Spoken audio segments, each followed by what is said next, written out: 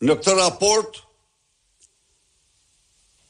të gjitha tezat themelore të farsës elektorale.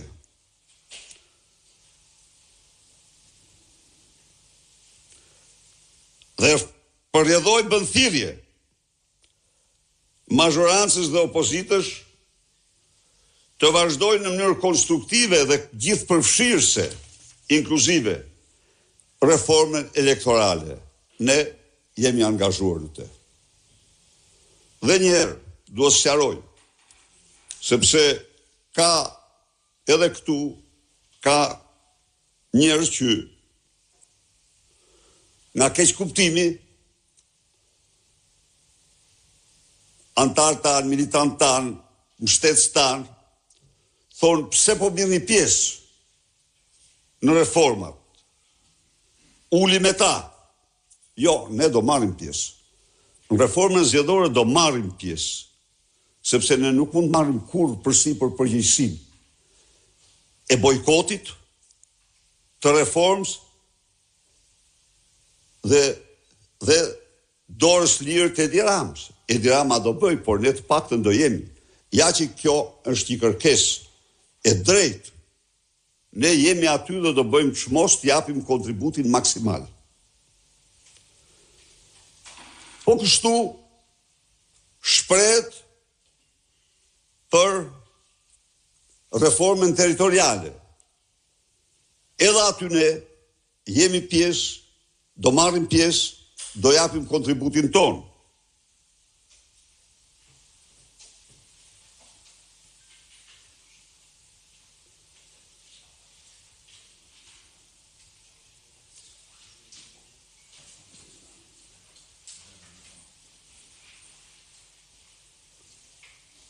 Tjetër,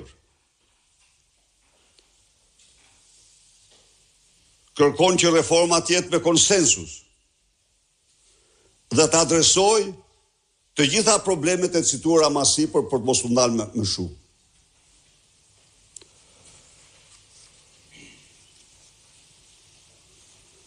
Ndalet gjërësisht e disa paragrafe në keq funksionimin e parlamentit.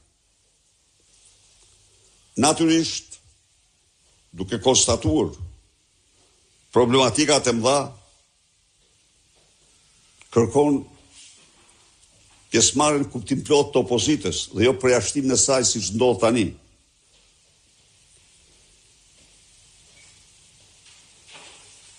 Parlamenti do të jetë qendra e debatit për integrimin evropian, gjërësot s'ka zhvilluar një debat. Edhe një herë,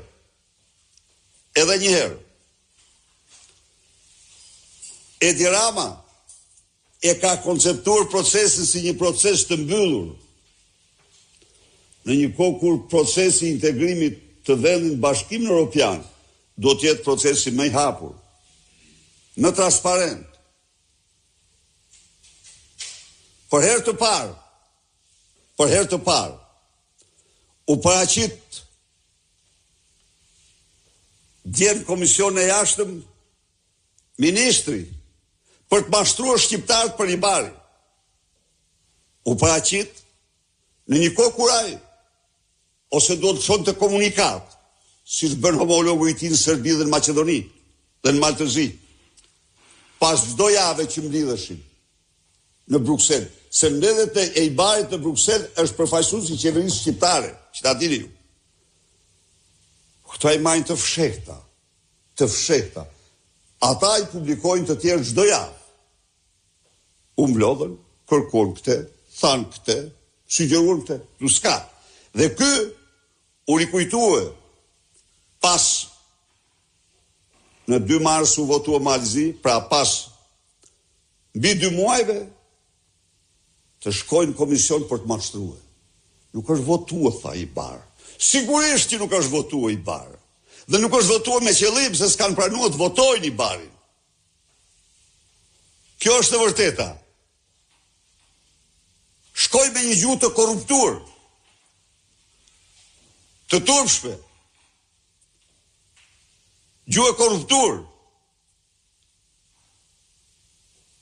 çfarë ka ndodhur që ta gjeni ju?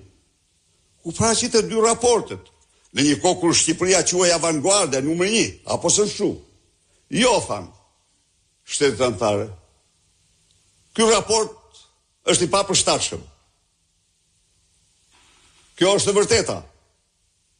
Dhe e vërteta është që në fillim ishin 3-4 shtete. Më vonë u bën 13 shtete. Pse? Se erdhën duke shtuar. Po të votoj, kalonte. Por i barë një raport i ndërmjem, edhe njëre them, është raport i ndërmjem për themeloret. Nuk kaloj. Dhe mund të them se nga 2 marsi gjerë sot dhe me 8 do rishqyrtohet përsëri, për këta i fshehin gjërat, ka ndodhur ndryshime të mëdha.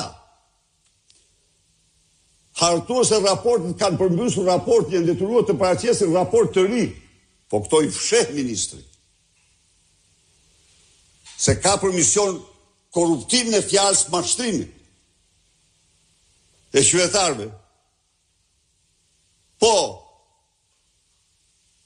presidenca ndryshoi raportin dhe paraqiti në raport e ri tërësinë e problematikave të shtruara nga vendet që nuk pranonin raportin e parë. Dhe me raportin e dytë, që e fsheh qeveria, u shtuan për Shqipërinë një seri kërkesash. Kjo është e vërteta. Dhe ajo që është më e papranueshme është se del në komision dhe nuk shpjegon këto. Ishte për të mbledhur konferenca ndërqeveritare në Luksemburg me datën 18 prill. Nuk u mblodh. Nuk u mblodh, sepse edhe raporte përmirësuar, raporte ndryshuar përsëri vende anëtare kërkuan kohën për të bërë sugjerimet e tyre.